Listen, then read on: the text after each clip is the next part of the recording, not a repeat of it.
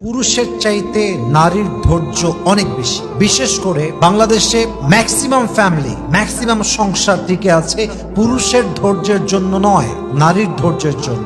নারী যদি জাস্ট একবার ধৈর্য হারিয়ে ফেলে শাশুড়ির জন্য, শ্বশুরের জন্য, নিজের স্বামীর জন্য, জাস্ট একবার ধৈর্য হারিয়ে ফেলবে, জবান খুলে প্রতিবাদ করবে, সঙ্গে সঙ্গে সংসারটা ভেঙে চুরে তছনছ হয়ে যাবে। নারী জাস্ট তার ধৈর্যের পরিচয় দিয়ে হাজার গালি খেয়ে, হাজার জুলুমের শিকার হয়ে, হাজার হাজার অধিকারকে মাটির নিচে চাপা দিয়ে নারী জাস্ট সবরের শক্তি নিয়ে বেঁচে আছে বিধায় সংসারটা টিকে আছে। নারী যদি একবার ধৈর্য হারিয়ে দেয়, সংসারটা ভেঙে চুরে চূর্ণ বিচূর্ণ হয়ে যাবে। ঠিক কিনা বলেন?